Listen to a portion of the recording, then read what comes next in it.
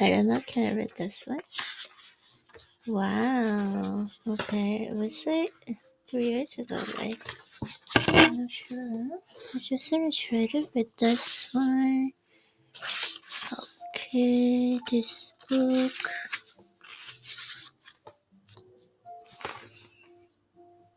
This moment we're experiencing right now is a gift. That's why we called it the present. The less energy we waste in regretting the past or worrying about the future, the more energy we will have for what's in front of us. Hmm. Another way of saying that is, we have a planet on our plate right now.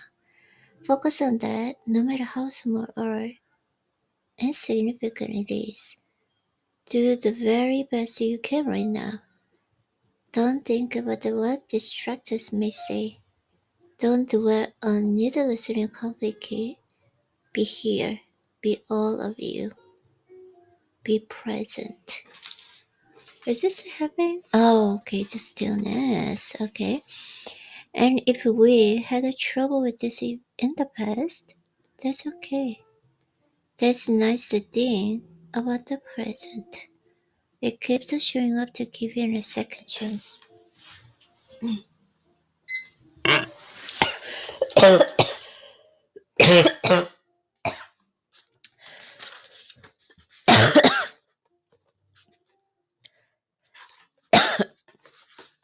Oh, yeah. Whatever you face, whatever you're doing will require, first and foremost, that you don't defeat yourself, that you don't make it harder by overthinking, by neither is that or by second guessing. You have to protect it from yourself, from your own thoughts, not with a sheer force, but rather with a kind of gentle, persistent sweeping. Be the librarian who says shh to the ready keys, or a turns the jerk on his phone at the place to take it outside. Please, the mind is important and sacred space. Keep it clean and clear. Slow down and think deeply. With my slighted eye, I see what's before me, and with my unsighted eye, I see what's hidden. In the intersection of a beloved children's show, Mr. Rogers' Neighborhood, the first interior shot does not show the host. Instead, in the beat before, Fred Rogers appears on the screen, singing his cheerful song about being a good neighbor. Viewers see a traffic light blinking yellow. For more than 30 years, and for nearly 1,000 episodes, this is not a piece of symbolism upon the show. If it's a hint, it went over the heads of most people watching. Viewers were still primed to get a message. Because whether Fred or Roger was speaking on camera, playing in the neighborhood of the make believe within King Frederick a puppet, or singing one of these trademark songs, just about every frame of the show seems to be slowed down. Be considerate. Be aware. What's essentially is invisible to the eye. That is, appearances are misleading. First, impressions are too. We are distracted and deceived by what's on the surface, by what others see, that we make bad decisions, miss opportunities, or feel scared or upset, particularly when we don't slow down and take the time really look. Indeed, it is the Stoicism and the Buddhism and countless other schools that we find in the same analogy. The world is like muddy water. To see through it, we have to let things settle. We can be distracted by initial appearances, and if we are patient and still, the truth will be revealed to us.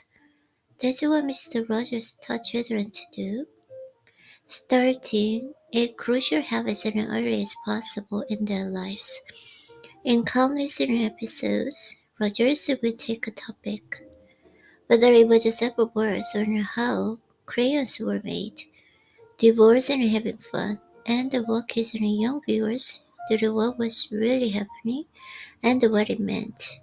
He seemed to be naturally know how a kid's mind would process information, and he'd help them clear up understandable confusion or fears. His viewers style, they could figure just about anything out if they took the time to work through it with him together.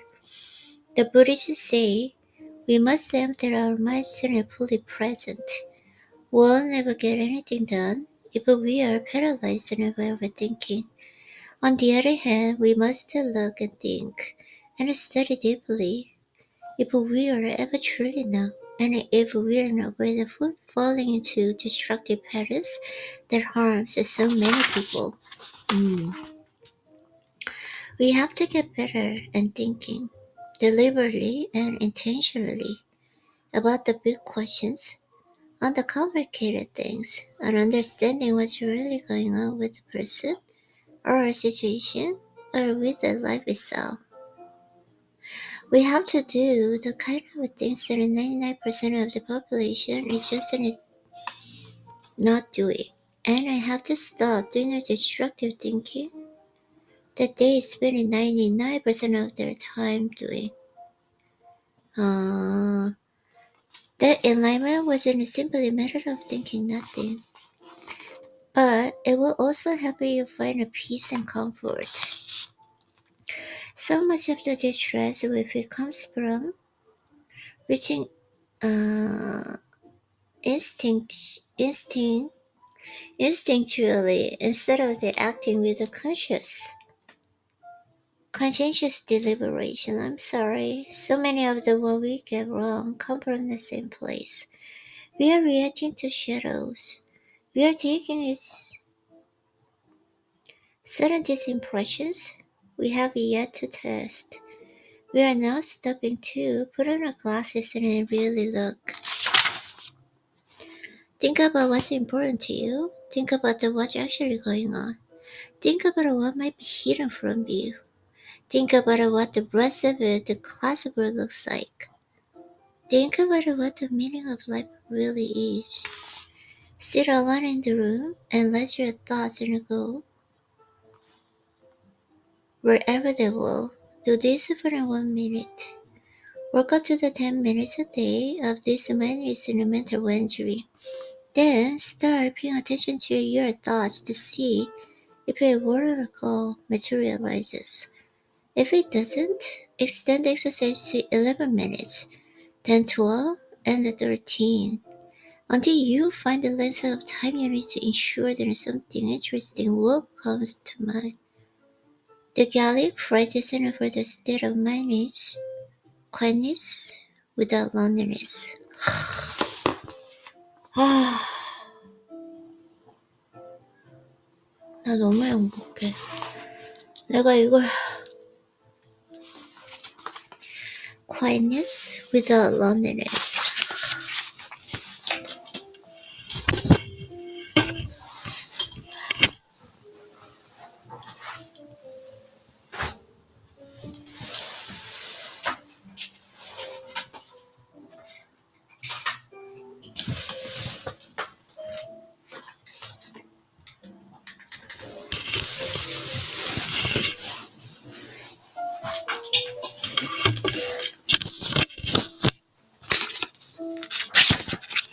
이렇게 내가 내고자 하는 그 목소리를 의도적으로 내는 것이 아니라 진심으로 책을 읽을 때 진정한 목소리가 나오는구나.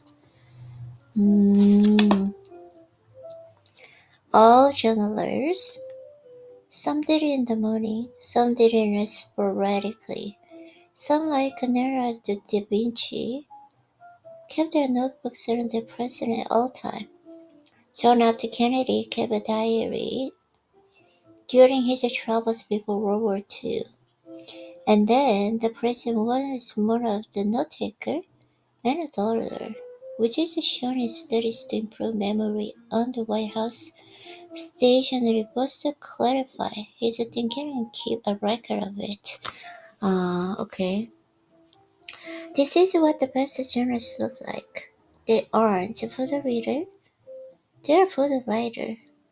To slow the mind down, to waste peace with oneself. Journaling is a way to ask tough questions. Where am I standing in my own way? What's the smallest step I can take toward a big thing today?